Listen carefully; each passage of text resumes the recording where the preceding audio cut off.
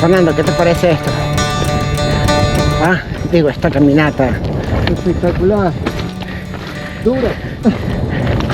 Después de 14 horas de darle, bastante dura. Pero bueno, se disfruta. Única. Única. Ya. El black t-shirt, la camiseta negra. And the glory forever.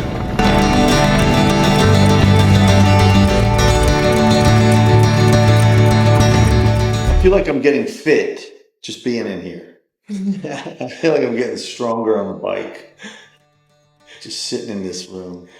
Yeah. It's actually kind of inspiring to see all this stuff.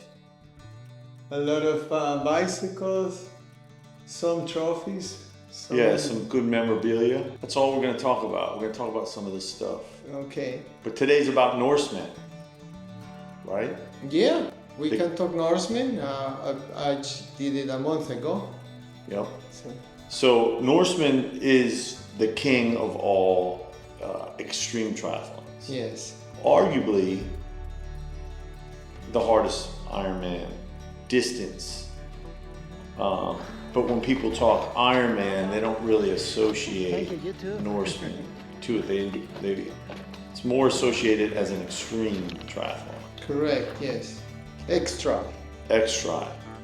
But in the world of endurance, it probably holds the highest regard. Probably more impressive than Kona, right? More impressive than maybe a Leadville 100 mountain bike. It's one of the king daddies. Yeah, and it's hard to get in. Like right. Harder than anything else because it's only 200 slots. Yeah. So let's talk about the journey to get in. Yeah. How did you get in? Yeah, that's a very good first question. So I tried several years like everybody else. Just the a lottery. normal 7 years. Yeah, pretty much 7 years. Yeah, since I heard of it, I said, okay, I'll put my name on it. And I'm Uruguayan, I'm American, I'm a Spaniard, so I try every nationality since then. And I put my name on it, you pay $10 or something like that, and you wait. And and I was lucky every year. Half of the people that get in are from Norway, and then the other half are from the lottery. Really? Is there any qualification? Can you qualify for it? Well, no, but last year they started a point system. Okay. And that's the reason I got in. Okay. So they had a point system. It's a bit complex, but they said it's not. But depending on how many points you have, you are on the list. And the first, I think it was 100 will get in. Huh. And you pay $30 or something like that to get in the point system. Right. The points will come from any XTri race. You have several like Icon and Swissman and several races around the world. And if you did some of those, you have points if you finished. And when I tried, they had no idea. Put my races and boom, 44th place or something like that. Yeah. Like, okay, I'm in. You're in. Yes, and I was in. So the first time they instituted this point system, you submitted, because you've done Icon, you've done. What are some of the races in the XTri series that you've done? So now it's Patagonman, which is in Patagonia, Icon, Swissman, Austria XTri. There are so many, Montenegro. Right. There are so many, and I done 9 of those plus Norseman now, so I done 10. So some of them were not part of the Like I did Alaska Man and Iceland, and they didn't account for it. But they're similar. Right. And they probably as hard as Norsemen. Really? So for someone who's like watching this or listening to this and they're like, okay, this is a triathlon, this is an Ironman, it's extreme, right?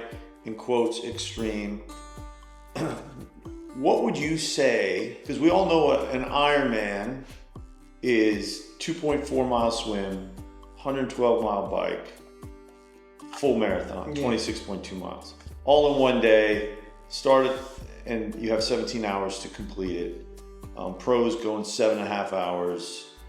You know, age groupers are anywhere up to 17 hours.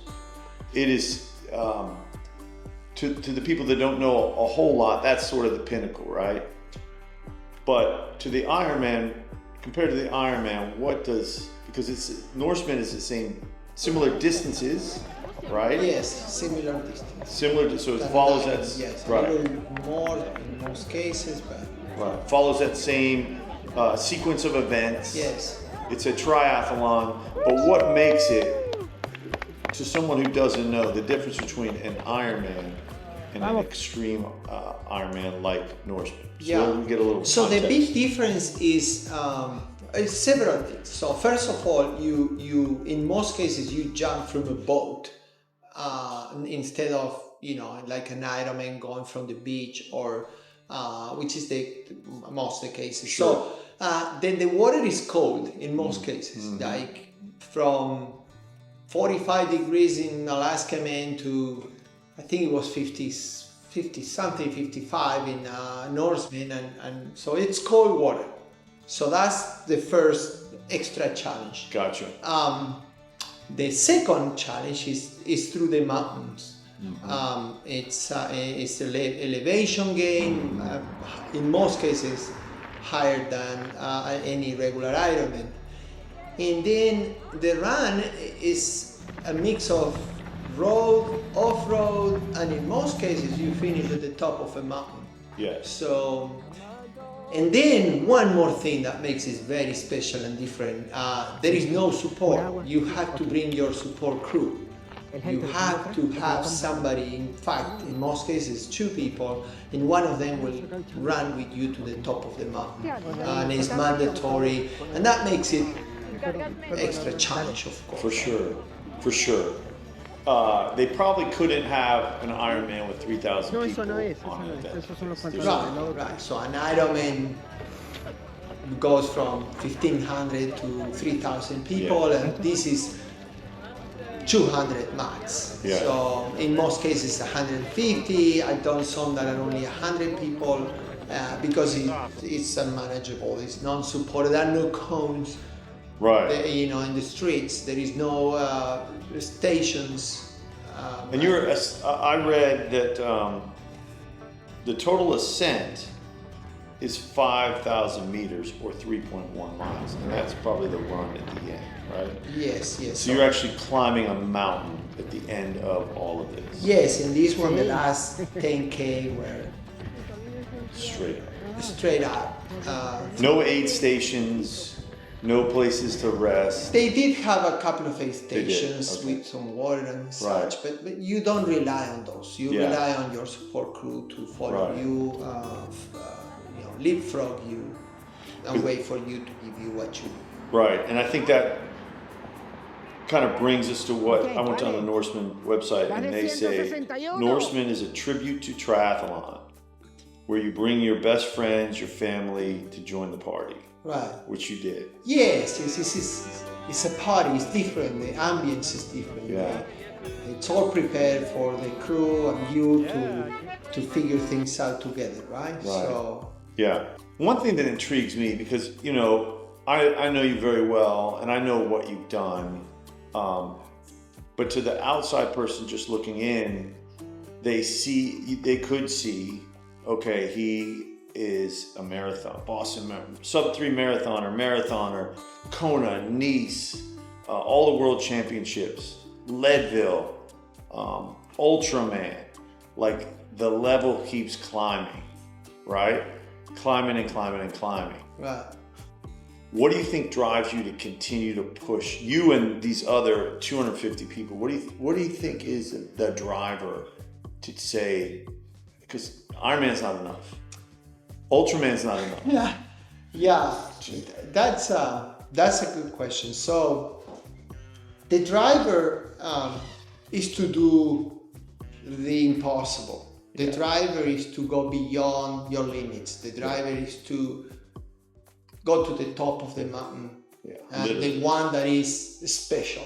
You know, a lot of people do Ironmans now. And that doesn't mean it's easy. It's only less than 1% or who knows. But this is the other percentage, right? It's the decimals, right? So only a few can do that, supposedly. And that makes, for me, is that and the adversity, the challenge, the idea of something that is almost impossible, but you dare to do it anyway, to dream it and to do it. So when you register for these things, it's kind of to scare you a little bit, to challenge you, and put you in a place where you want to chase the impossible in a way, or the really extremely difficult. Yes, and you know, I've done dozens of races. Actually, the number is 200. I just counted them. But you think you're ready all the time, right? I mean, but half of you says you're not. You know, it's like you're ready, but you know it's gonna be hard, and there is a big possibility of failure, not finish. You know, Norseman in particular. You want to get the black t-shirt, right? And to get the black t-shirt, you have to be top 160 and top 160 participants. Right, and there were 240 or something like that, and you think, okay, that's not bad. But everybody's good. So then, you know, it's something you have to figure out. And at the end of the day, the black t-shirt, the white t-shirt is not the important. The important is to finish and to finish in a good spirit, you know? That's what it matters. And you have an extremely good track record of finishing, like extremely good track record. Where do you think that comes from? Because we all know that you've had to have had bad days physically, mentally, emotionally. It can be nutrition, it can be mechanicals, it can be weather, it can be those things happen. That's a reality of life, and to be able to go to the extreme in a lot of these events. But you have a 90-something%, 95%. I mean, you finish these extreme events. Why do you think that is? It's the determination. Fernando, I know I finish before I even show up. I visualize that. In my mind, it's already done. And you're right. I finished every race but two in my 13 years of doing this. Over 200. So we're talking one. It's 99%. And I failed twice on some special events. And one was Icon the first time, and then another one was recently because I had COVID. I went to a 50K race, and I just I didn't feel I could finish that. And I think it's the level of visualization, determination, drive that I have. It's mental, you know? It's mental. Hopefully it's a good mental. But it's that idea of that nothing is impossible. And I'm there to get it done, you know? And that's that. One of the other quotes on the Norseman website talks about, in quotes, "This race isn't for everyone. It's for the determined, the persistent, the stubborn, and the lucky 250 selected." So, you know, the fascination with, I've done over 200 races, and we're in the 200, we're not including a turkey trot 5K. No. We're talking major races. How many Ironman? So Ironman branded, like 27 or something. Right, so we're talking, and then how many marathons about? So 35 half Ironmans. Then I've done special races like Escape from XTri, which I did 8 times. I've done 20 plus marathons. And then I done a lot of XTri. XTri. So these are all would be kind of in the category of ultra endurance or I don't want to say just pretty serious endurance events. These aren't Yes. So, you could say 4+ hours each, Yeah, something like that. And then recently I did the Marathon des Sables, which I have we're going to video talk about that on one later. So that was all the extreme, right? So, Yeah, for sure. So like the neighbor across the street looks at Escape from Alcatraz. That would be something, their first, I could never do that. You've done a lot of these and finished 99% of those. So would you say you're determined, you're persistent, stubborn? Yes, very Yeah, much. yeah. I won't let it go. I will do it, no matter what. And to the person out there that is thinking, this guy is special, and I don't believe I'm special in any way. I'm a normal person with a wife, and a dog, and kids, for sure. friends, a full-time job, and it's about that. It's about the determination, being stubborn, dreaming of the impossible, and go for it.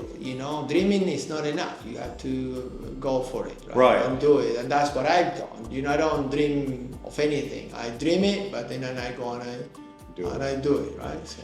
Because I have a kind of a window into your training a little bit, so I know what you do, and I think there's some of the training, the racing helps the training, but I know your training isn't extreme. Yes. It's not. Not at all. At all. Right. So, would you say that your mental, your ability to be mentally strong, race, the mental side of the racing, would you say that is more of a strength? Yes, most definitely. Yeah. Look, at this point I keep the engine running, right? So I train 2 hours a day, but I never, very rarely, I train at a zone 3 or 4. Right. I do once a week. You're very aerobic, steady. I just go and do my usual thing. Yeah, I've run with you and I've seen you bike. And people is surprised. Fernando, I thought people is intimidated by running with me. I'm like, no, I run slow. It doesn't matter to me. So the mental part is the key, definitely. The focus, the idea that you're not gonna give up and keep it going, right? So I in most cases I pass people at the end, right? Yeah. So, and the longest the race, the better for me, because I will keep going. Yeah. And I don't believe I have anything special. I don't have a very special nutrition plan, and I'm a normal person in general, right? So. Do you think that mental toughness, I think it's more than mental toughness, but I can't quite place a word to describe what that mental component is, but do you think that's trainable? Do you think you've always had that? Definitely. No, look, I have a gift, but in a way, I developed it. I developed the toolbox. And the toolbox was a mix of a habit, persistence, consistency, focus. It's a combination of things, right?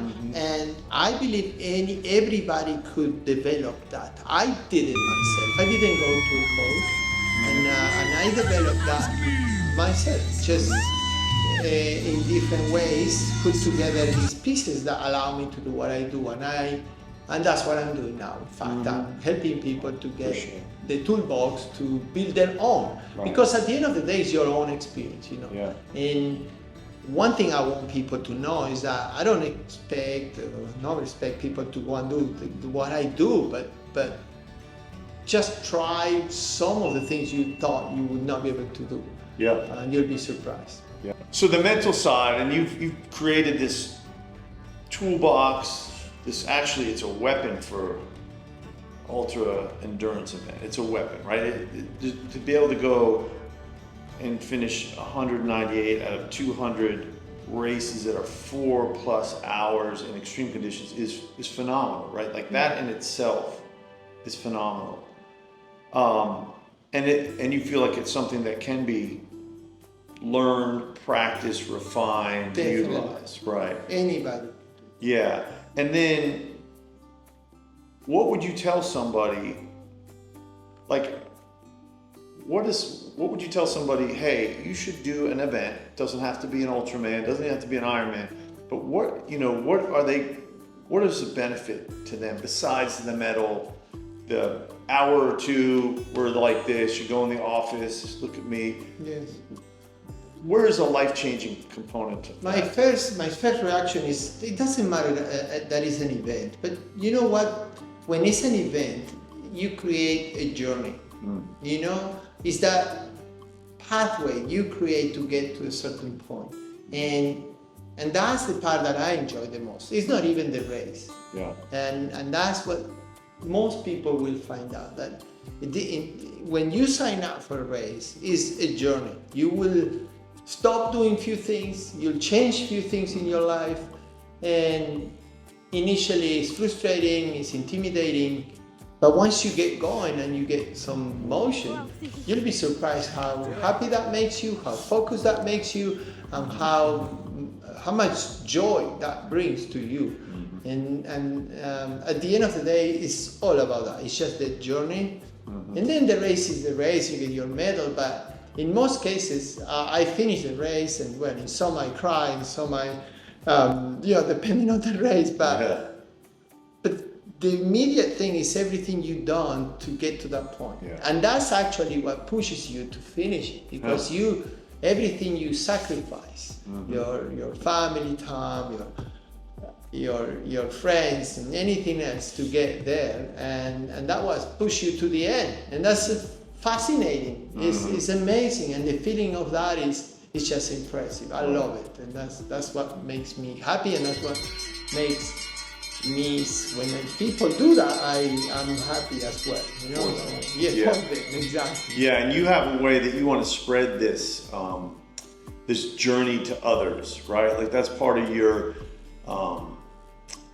your core and what you stand for, and you're always encouraging people to get out there and try these events and put yourself out there and take the challenge. Yes. I remember my brother and I did a mountain bike race with you. Yeah. And we got into the Leadville 100 via a lottery, or I forget how we got it, but somehow from that race in Austin. Yes. I'll never forget this. The Austin Rattler. Yeah, we got an entry in there.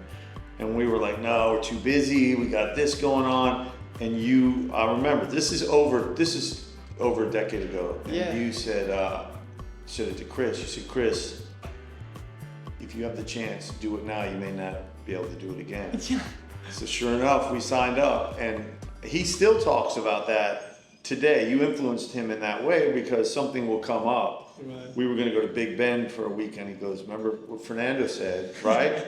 And that kind of like, don't hesitate, don't use excuses. The opportunity's here, take it. You may not get that opportunity, right? We probably would not have done the Leadville 100 mountain bike race if you didn't say those words. You probably remember. You never told me. You made me almost. Yeah. But we probably wouldn't have done that. And that event, and I can just speak for myself, the event was awesome. The bike ride, everything, but the journey with my dad who came and my kids that came, that has been a huge part. My dad still tells stories about, being there. That's right. And his two sons are racing this crazy mountain bike ride, and he's in charge of the bags, and he's giving us so the impact on that is lifelong. He's the pride, and I'm telling you, we probably would have put it off. Yeah, most people do. Most people. It's never the right time. No, thank you for that story. I have so many of those, I remember a few years back, we were here with 3 friends. I think it was Paco and Eduardo and somebody, Americo maybe. And we were just drinking a beer outside, and suddenly I started talking about this, and I convinced them to all sign up on spot an Ironman Texas. The full Ironman. Yeah, $800, you know, and they signed in front of me. Like, okay, who does that? And it was all about story of the journey, and then same happened. They came back and said, "Wow, what a journey! Thank you." You know, although they hate me for when they were suffering in the middle of the race, but cursing you out, I bet. Yeah. But no, that's and look, your story is great because you know it created memories not just for you, but for your brother, your dad, your children. And even the dog maybe. So, that's what it's all about, you know. Yeah. It's life. But it's really reaching out and grabbing that opportunity because it's, you know, we're all busy. We all say we'll do it one day. I'll do it when I'm 40. I'll do it when I'm 50. I'll do, you know, and then, you know, I don't have the time. I don't have the. And those opportunities are missed, and you turn around and you are looking back and missing out on those things. Yeah, most people will put as many excuses as they can. You know, and some of them are true, are real, but you know, in most cases people make them because you know it's not normal to do these things. You know, and I mean, but again, it's just a matter of finding the right pieces of the puzzle, and if you're guided by somebody like me or somebody else, it's even better. It's all about enjoying it. You know, when I started this, I promised myself to have a regular life. You know, because I had a couple of friends that were doing Ironmans, and they were like, "Oh no, I cannot do this, I cannot do that, I cannot go for a beer." And I was like, okay, so I promised myself to enjoy the journey. You know, and I did it for the most part. You know. Of course, I sacrificed certain things, but not much. So, you know, I knew I wasn't going to be a professional, right, at this point on this. So I said, well, I'm just going to enjoy it. If not, why would I do this, right? That's what I encourage people to think about. Just enjoy it, you know, whatever it is. It's a 10K or a marathon or a half marathon, or even just getting active. Just moving and getting active, you know, is good for your health and for your especially mental and everything else, right? Yeah, there's some kind of pull to it because Ironman sells out. Boston Marathon, there's 40,000 people running the Houston Marathon. There's something connected to the human that wants to be challenged, wants to go through that journey. Wants to suffer together, right? And they want to go through that. And there's something, I guess, during and after that is so rewarding that it makes it worth it, you know? Yes. We didn't talk about, for example, all the friends you make through on this journey. You know? I just wrote this article in LinkedIn about the friends I met by biking, you know? And it's just impressive. And everywhere I go, I met somebody, and then they became my friends. And I promise you, no matter what race you do, you'll meet somebody, and somebody new in your life. You know, it's not your neighbor, it's not your brother, your sister. It's somebody that wanted to do something like you. And that's impressive, and you'll be surprised the relationships you create. How much is age a limiter for you in this? Yeah, well, I don't think it is a limiter. I just came back from a race in Maine, XTri. There was a guy that was 76, and he was enjoying it as much as I was. Of course, you know, they might go slower. I'd say there is no limit, you know. It's all about what you want to get out of it at the end of the day. And I've seen people with deficiencies of all kinds, whether they're blind or don't have a leg or an arm, and they were all happy and smiling, you know. And that's all it matters. So I'll say age is not a limitation at all. You know, it's just a different mindset and a different training program, and maybe not. You know, I'm 51 and I can pass some younger people for sure. You always do. So for you personally, you keep chasing, I don't know if chasing is the right word, but you keep finding the next bigger, right? So for you, I know you've done Kona before, you did Nice, you're going back to Kona. Yeah. But you looking for extreme, like bigger and bigger. Yes. I thought there may be a limit, but then you did this marathon in the desert. Yes. Tell me about that. So yeah, 3 months ago I did Marathon des Sables.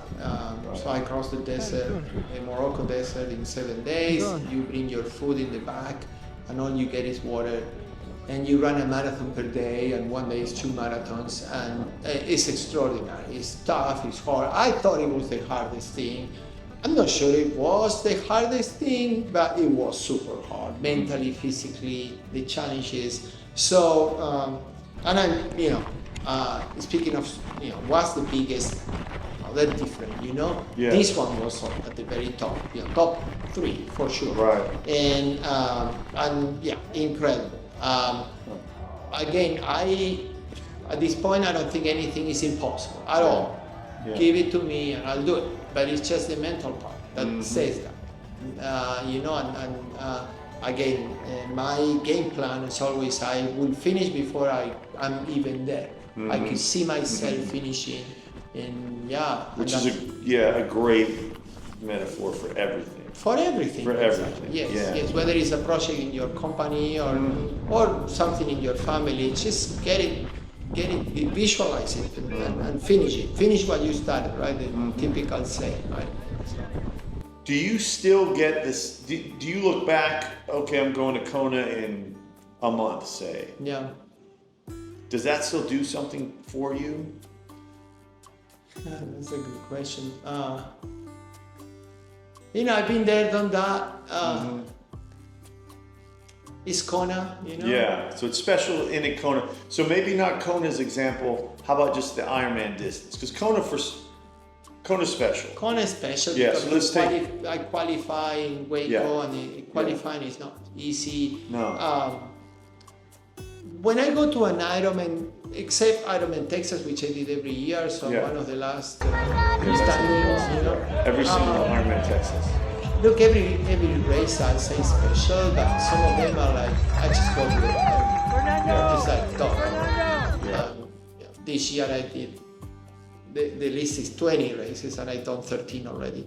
Yeah. And some of them were that kind, the race I will go finish and done. Right. And few of them, a handful of them are the special ones, Yeah. And, but I'm not arrogant enough to say, this is done, no, I know it's gonna be hard. I just go with the mentality of, okay, let's get it done and move on and the next one, right? Do you get some of the same sense of satisfaction? I know it's like, you can't compare Ironman Texas with running through the desert for 6 days. You can't, they're not.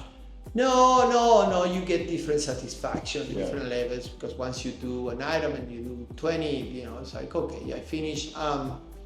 That's one thing to be careful with, I would say. You become a bit complacent, I guess, or done. I don't even look at the medals anymore. They give me a medal, and I didn't even look at it. And so I think one of the things I need to learn myself, and I encourage others to do, is enjoy that moment a bit more. Because I've done so many that I finish and okay, what's next? Yeah. And that's not good. I think. I'm actually thinking about that myself strongly. Lately, I've been thinking about that. How can I enjoy it more, right? Because otherwise, it loses the purpose. Yeah. Yeah, because you keep doing, like say Texas, and there's a reason why. Yeah, well, Texas is special for me because there are 5 guys that done it every year, and I'm one of them. 5. So I'm waiting for them to give up, and then you're going to be the guy. One day they call me and say, how many is it? Yeah.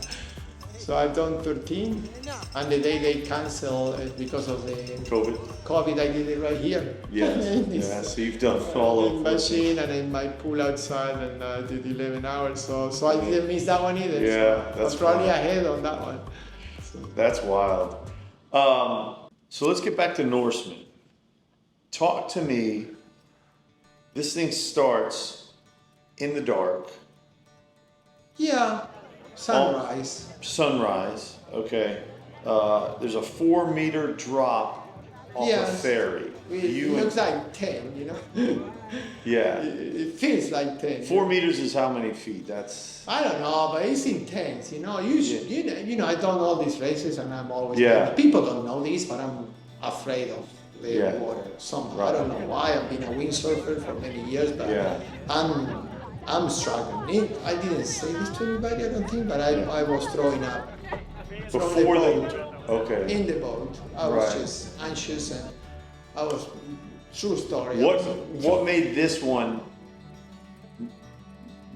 what about Norseman, the jump, the water made you more nervous, say, or gave you anxiety more than, say, escape from Alcatraz? You jump off a boat. It's very similar, but Norseman is Norseman, right? And they make a big deal out of it. And the boat and this, that, anticipation of it. Yeah. But at the end of the day, it wasn't as hard as others I thought, you know? Like Icon, which is swimming in the dark, completely dark, you know? So, but still, you know, jumping in the water, you have to swim for 200 meters to the starting line. Oh. That makes it also not that, it makes it a bit more friendly because you jump and you don't start. It's not chaotic. Yeah, so then you float for 5 minutes and then you go, right? So that was okay. It was all day, you could already see, you know, sunrise, the mountains. It wasn't that cold, so no problem. Once you jump, you like. But that second, that very second or millisecond where you are about to jump, oh my gosh. Yeah. It's like pure adrenaline, pure nervous, anxiety, all of the above. Do you ever question your decision of doing the race? Never, ever. No, I don't question the decision of making any of the races. And you never have thoughts like, I'm not going to finish this? No, never. Does that ever pop in your head at the worst of times? Never. Ever. Never. Do you keep it from going into your head, or it just never comes, or do you force it out? I think I force it. I mean, of course, I know some of these things are like super challenging, and you know, you don't know what you're gonna face, whether it's a flat or whatever. But I don't think about that. I'm positive. Yeah, no matter what. You know, I did have flats. I did have mechanical issues. I did have all of the problems that everybody had. But I never doubted for a second that I will not finish. You know. Now, in some of these, I was hoping to make it on time. Only a few. Chasing the time. Chasing it. Yeah. So, of finishing the black t-shirt, right? That was a big deal. So, and you probably know this one is something special about me, I guess, or different, is that I don't look at the watch at all. Right? So I keep going. And in this one in particular, I didn't know what position I was. I didn't want to know, but in the middle of the bike, Andrea says, you know, you came out of the water 223rd place. Like, oh, wow. Vamos, Fernando! Okay. But now you are in 163. Off the bike? No, I was mile 40 of the Bien, bike. you So I did say, okay, so I passed. Okay, vale. 60 people already. Vas de 161. Okay, but I knew the 160 was the number, so I kept pushing, and I got off the bike 144. And so I was okay then, and then I passed some people on the run. Yeah, because part of the unique thing about you and triathlon is the sports progressively go in the favor of your strengths. Right. You're an okay swimmer. Yes, okay A swimmer. very good biker. Yes. And an extremely good runner. Yes. So Yes. yeah. So Yeah, I'm a better runner. Yeah. Then I'm a good biker, and then just okay swimmer. I barely swim. Yeah. Barely train this swim.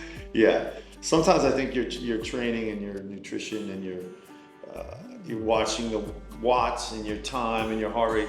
Some of that you're not anti that. That doesn't motivate you. That doesn't drive you. Yeah, no, I'm not anti that, and that works for most people. Actually, that's a unique perspective. I think I wanna be kind of different and unique. Yeah. So I play that game of, you know, why not You know, Yeah. so I play with the idea that I'm different that way. And that's kind of. Yeah, and it works. Like It does for work. sure. It's proven, and I think a lot of people should try that Yeah. instead of worrying about the numbers all the time and you know and the power. And, you know, I can barely see the computer anyway, but I don't check. Yeah. I just don't. Well, I agree. There's like I coach college runners Yes. in the university, and I don't want them racing with a watch. Right. I Yes. think it puts a limit Yes. versus, and I think Yes. you know, you take that away. I But, agree. I agree. In but most cases, you'll say, "Oh, I'm too slow," or "I'm too fast." You'll never be like, "Oh, I'm perfect," you know. Yeah, So that's- yeah. Although but I do think at the other side of the spectrum, I think on a long race, people can tend to overdo it. Yes, yes, Yeah, yes. yeah, yeah. No. I'm not against it. Yeah. I'm more. I see both sides. You know, I can see both, and Yeah. again, I'm just find that's my differentiator in Yeah. some way. Just kind of a fun fact about Yeah. the way I do it. But it works. It works. Yeah, it works. It's I feel like you have I think your makeup, your physiological makeup, it enables you to do long events. And I don't know how you metabolize, but you metabolize food very well. Yes. You do well in the heat. Yes. Yeah. Yes. I learned the different climates, and you know. Yeah. And that's another differentiation, I guess. Or you know, Do you think that's trained? Do you think you're born that way? Do you think you evolved that way with all of this racing, or? I don't know. Yeah. I just don't know. I don't have a straight answer for that. Yeah. I think I'm mentally prepared. You Yeah. know, most people will go to level 100, week in advance to get adapt to the altitude. I don't do any of that. I show up the day before and I go do it. Is that the right thing to do? I don't know, but I go and I finish, and that's my motivation. You know. Yeah. It's just go do it no matter what. I don't look at the race structure much or the maps or the routes, and I just go do it, you know. And that's kind of again my special treatment for it, you know. So do you think, like, if you were to line up in an Ironman, would you rather say you couldn't work out for 2 months, but you had you had this attitude, you had this mental direction, Yes. but 2 months of nothing?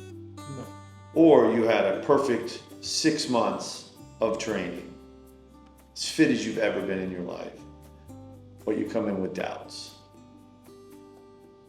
No, I take the 2 months all day, you know. Yeah. So, and I've seen people, you know, doing extraordinary things. Like, you know, came to me and say, "Hey, there is a."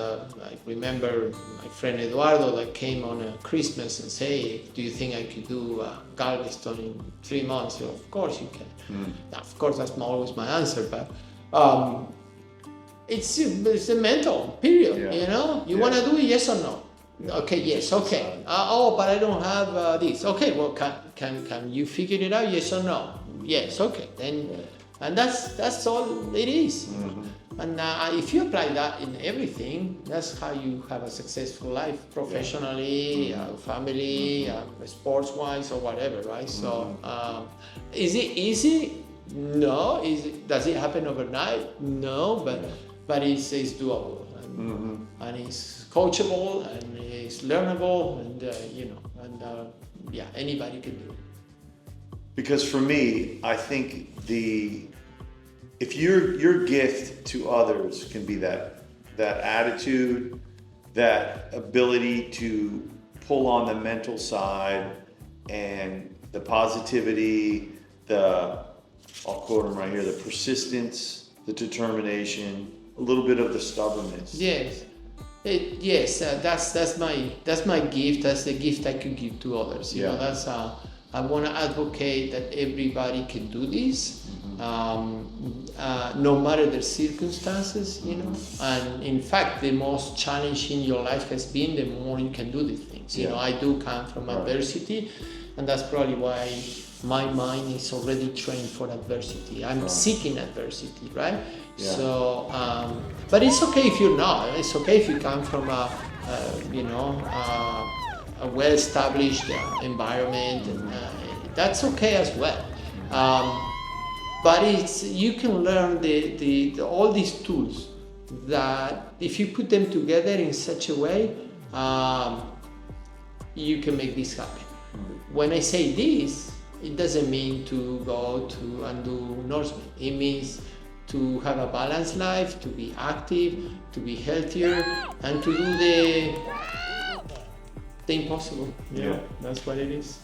And take this mindset across your whole life. That's exactly what I think people should do. I do take all of this to my work, to my family, to my friends. For sure. And everything I do is driven by the same toolbox, you know? And it doesn't have to be strict, by the way. So you know, one thing we didn't talk about is you learn to be flexible, to be adaptable, to learn, you know, all these races have things that come up, you know, whatever it is, and you have to figure them out to finish the race. And that's life, right? So things will come across, I promise you. And if you don't have the tools to figure these things out, you're gonna struggle. And that's what, unfortunately, most people stress and is unmotivated because of those things. They can't figure things out, especially the young generation. So this sport, this journey gives you those tools. It most definitely sharpens those tools. Yes, definitely. So what's next? What's next? What's the next? What tops Norseman? Well, there are a few things that will top Norseman. I might come back to the Ironman World Championship in December, yet to be seen. I'm going to Kona, but again, we talk about that. So, next year I'm going to get Epic in South Africa, which is 8 days in a mountain bike across the desert and dunes and things. So that's the Tour de France of mountain biking. Yes. A lot of professionals, hard to get into. It's super hard to get into.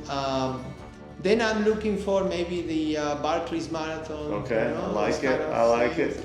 And you know, I'm still searching on what it is. You know, I'm gonna do Ironman Texas again. Every year I run 100 miles by myself. I might do that again. I'm looking for what's next. You know, I'm not sure what it is yet. So. There's always one coming though. There's others like you who are looking for the next big thing. Yes.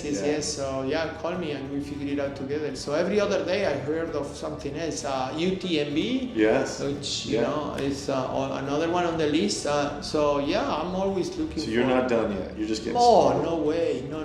I have many years and many races. Are you going to be the 76-year-old out there? Yes, probably. That's what I want to be. I was telling this guy, hey, I want to be like you. What have you done? So, that's incredible. Yeah. Well, that was fun, Fernando. That was good. Thank you, man. Really I'm proud of you. All right. Your story's good, and your message is better. It's very good. Thank you. Yeah.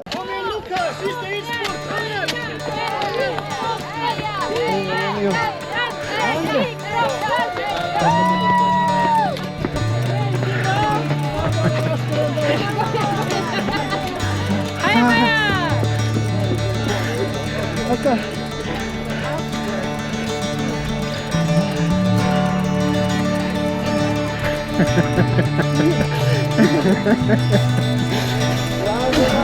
Wow.